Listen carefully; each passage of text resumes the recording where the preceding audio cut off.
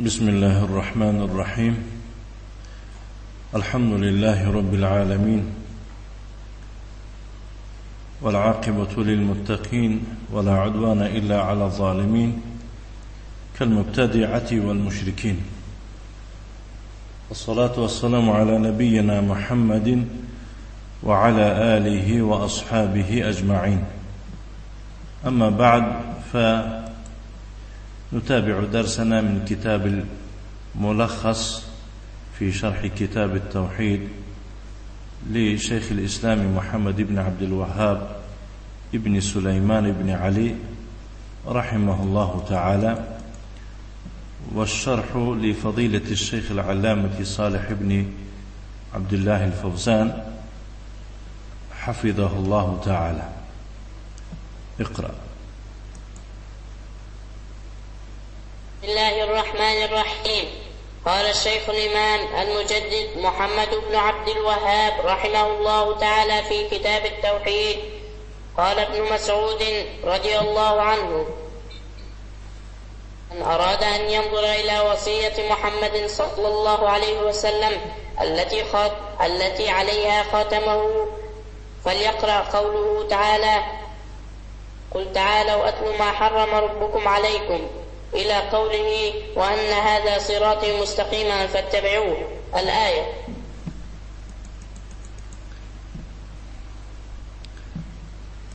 نعم. بسم الله الرحمن الرحيم.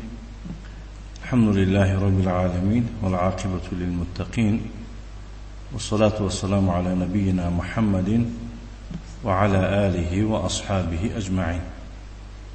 اما بعد، ما درس خود را دوام میدهیم از کتاب الملخص فی شرح کتاب التوحید، یعنی این از آن شیخ الاسلام محمد بن عبد الوهاب ابن سلیمان بن علی رحمه الله تعالی است، اما شرح باشد از آن شیخ صالح الفوزان حفظه الله تعالی است. صاحب متن می‌فرماید: قال ابن مسعود رضي الله تعالى عنه: من أراد أن ينظر إلى وصية محمد صلى الله عليه وعلى آله وسلم التي عليها خاتمه، ممكن أن تقول أو خاتمه، فليقرأ قوله تعالى: قل تعالوا أتل ما حرم ربكم عليكم، إلى قوله تعالى: وأن هذا صراطي مستقيما فاتبعوه، الآية. روایت میکنند از ابن مسعود رضی الله تعالی عنه، میفرماید کسی خواهد که نگاه کند یا نظر اندازد به وصیت محمد صلی الله علیه و علی آله و سلم که به همان یعنی به همین وصیت خاتمه داده شده است او را، یعنی که آخرون وصیتی که کرد پیغمبر صلی الله علیه و آله و سلم به همین وصیت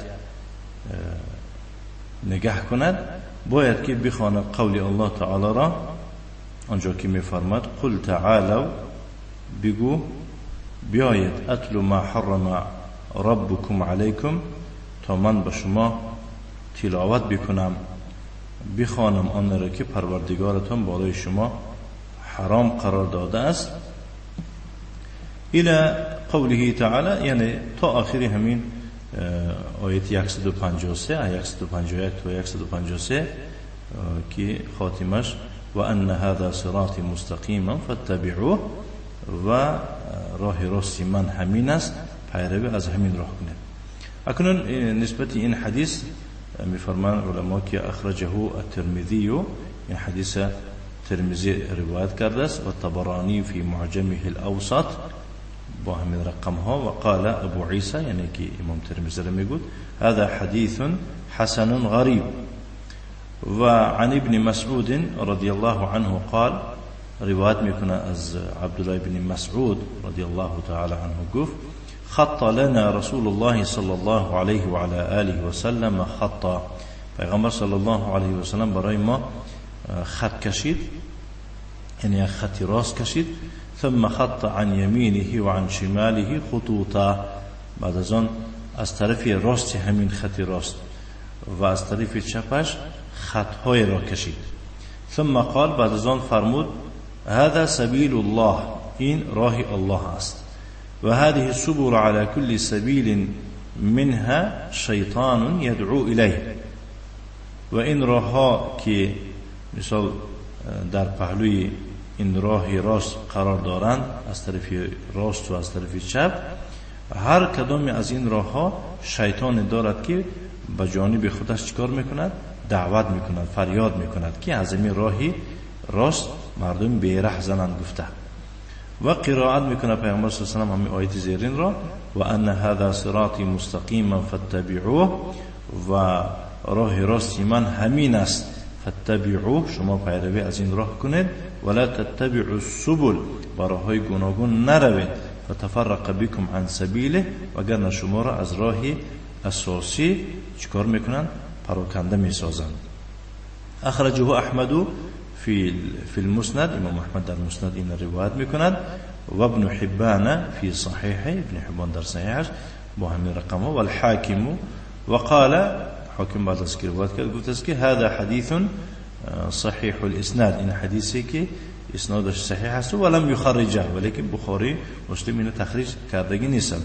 وقال الهیثمی في مجمع الزوائد، هیثمی در همین کتاب گفت است که رواه احمد و البزار و فيه عاصم بن بهدله، یعنی در اسناد همین حدیث کی بوده است؟ عاصم بن بهدله بوده است، و هو ثقه است و فيه ضعف، در این چه ضعف است، یعنی که بعضی روایت ها حدیث چه ضعیف است.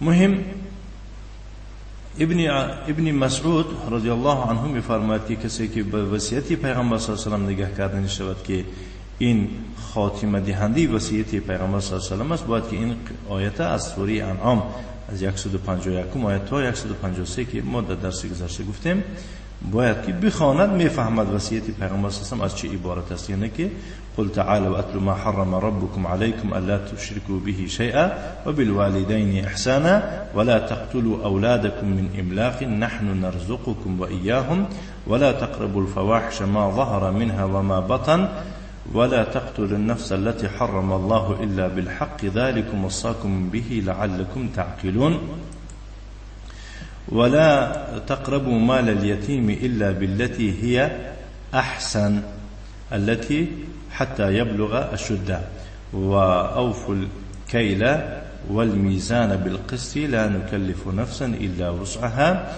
وإذا قلتم فاعدلوا ولو كان ذا قربى وبعهد الله أوفوا ذلكم وصاكم به لعلكم تذكرون وأن هذا صراطي مستقيما فاتبعوه ولا تتبعوا السبل فتفرق بكم عن سبيله ذلكم وصاكم به لعلكم تتقون.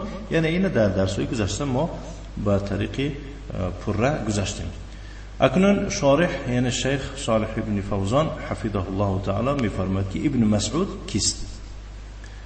اگر پرسیده مانند که ابن مسعود کی است نام پری او، میگوید که هو عبدالله ابن مسعود ابن غافل ابن حبیب الهذلی. این کی بوده است؟ یعنی عبدالله ابن مسعود ابن غافل ابن حبیب الهذلی بوده است. صحابی جلیل من السابقین الاولین، این کس صحابی بزرگ است. یعنی که ضرور است باید که بین صحابه بین تابعین فرق کرده توانیم. عبدالله ابن مسعود صحابی بزرگ است. من السابقین یعنی از زمره صحابگان هستی که یکم اسلام قبول کردگی، الاولین یعنی که در اول. فهمیدید؟ یعنی از صحابگان می باشد که در یکم مراتبه یا که پیش قدم ترین صحابگان نسبتی ایمان آوردن به پیغمبر صلی الله علیه و آله و سلم. من کبار علماء الصحابه، از همون کلانترین عالم های صحابگان می باشد. لازم النبی صلی الله علیه و آله و سلم، لازم یلازم ملازمتا یعنی که لازم گرفت پیغمبر صلی الله علیه و آله، یعنی که دائم همراه پیغمبر صلی الله علیه و سلم بود. و توفی سنه 32 للهجره در سال 32 هجری وفات کرده است. این دونستن ضرور است. فهمیده؟ اگر 1436 باشد، ها 1436 می نه مهم، یعنی باید که مثال همین صحابه ها را دونسته شود که مثال که چه صحابه هستند، کدام سال مثال گیریم وفات کردن و نامی پری این صحابه را باید که دونسته شود که این صحابه کی هستند. ابن مسعود در بسیار روایت، در بسیار حدیثات عبدالله ابن مسعودش میگن، یعنی ابن مسعود میگن، یعنی که عبدالله ابن مسعود گفته در حضرت. نه چی گفتیم؟ ها در سال 32 هجری وفات کرده است. وصیت، مراد از وصیت چیست؟ یعنی کسی خواهد که با وصیت پیغمبر صلی الله علیه و سلم نگاه کند، باید که همین آیت خواند. هی الامر المؤکد المقرر، یعنی این یک امر است که او را تاکید کرده شده است، المقرر و تصدیق کرده شده است. خاتمه الخاتم بفتح التاء و کسرها، خاتم می شود، خاتمه می شود. مراد از خاتم چی را میگن؟ حلقه ذات فص من غیرها، یعنی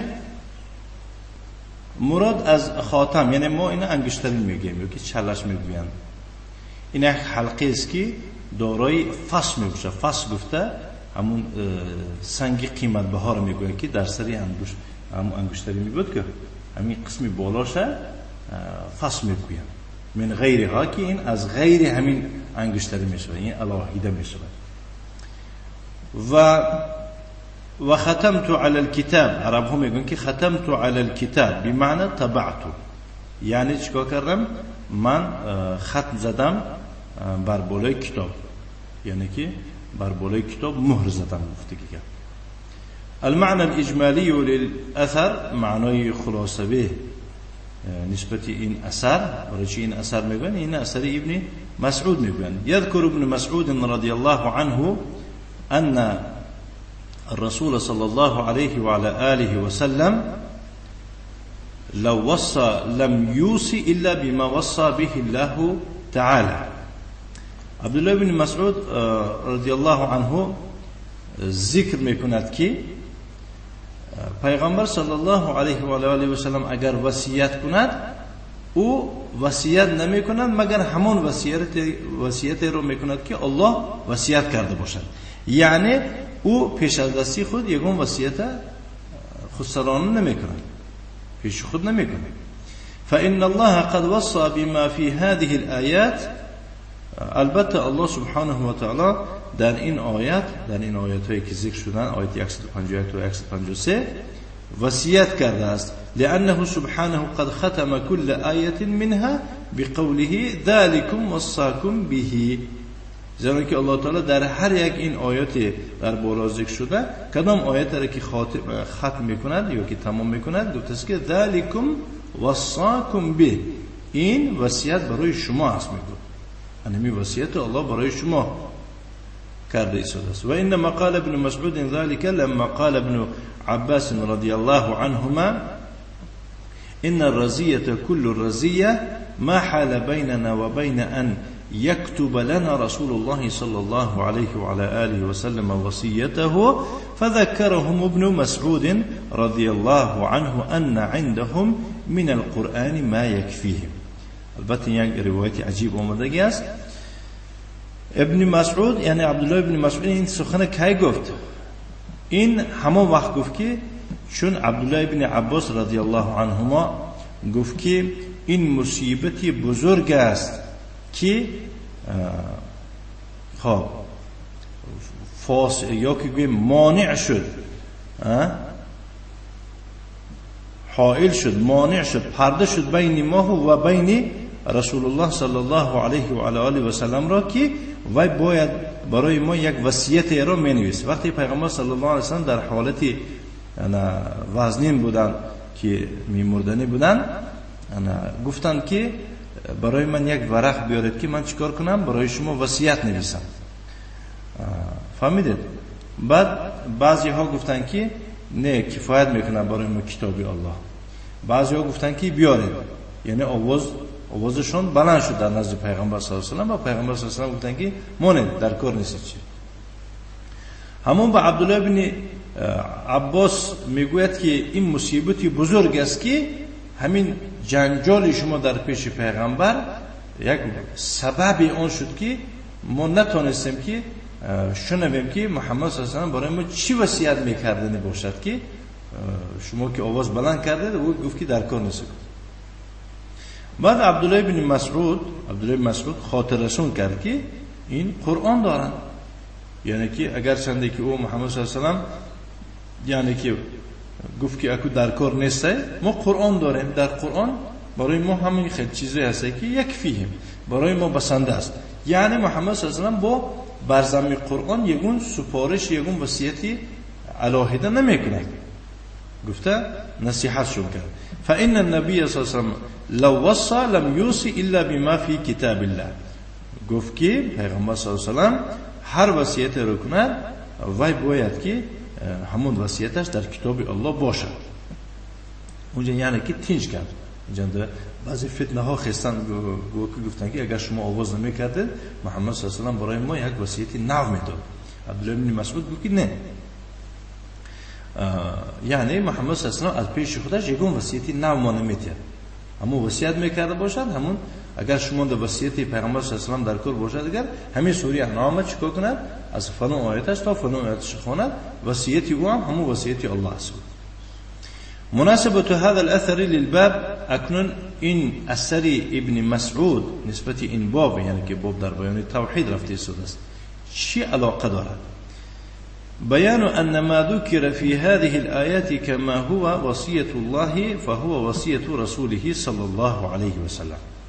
یعنی این آیات بیان و روشنی انداخته شده است، یا که آن چیزی که گویم شیخ الاسلام مراد از همین اثر ذکر کردنش به اون خاطر است که در این آیات ها ذکر شده است وصیت الله سبحانه و تعالی، و این دلالت میکند که در برابر این وصیت رسول الله صلی الله علیه و آله، یعنی وصیت الله وصیت پیغمبر اوست.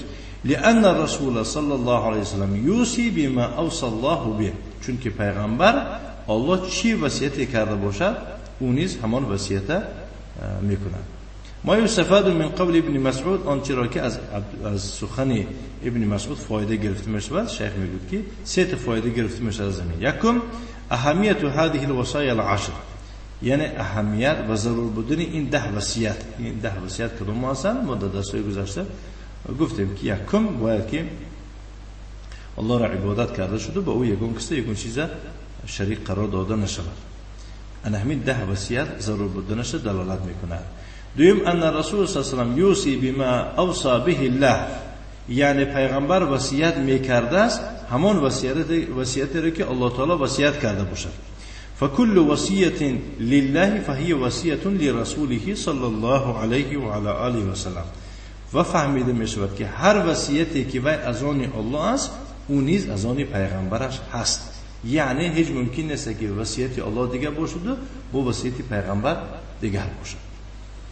سیوم عمق علم الصحابه و دقت فهمهم لكتاب الله تعالی، یعنی که عمیق بودن چقور بودن علم صحابه را دلالت کرده است و نازک بودن فهم صحابگان دلالت کرده است نسبت کتاب الله. نگاه کنید همین کتاب الله را خوانده خلاصه برآورده، گفت که فهم صحابه را ببینید که گفته است که و شما وصیت پیغمبر در کار است.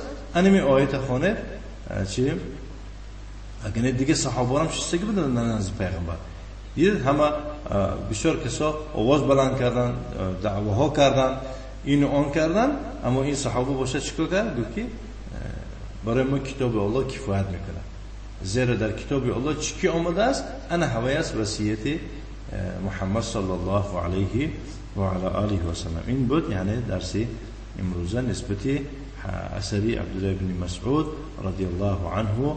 فرمود که من اراد ان ينظر الى وصیت محمد صلی الله علیه و آله و سلم التي عليها خاتمه فليقرأ قوله تعالى قل تعالوا اتل ما حرم ربكم عليكم الى قوله تعالى وان هذا صراطي مستقيما فاتبعوه إلى آخره. وصلى اللهم وسلم على نبينا محمد وعلى آله وأصحابه وسلم تسليما مزيدا. وجزاكم الله خيرا وبارك الله فيكم.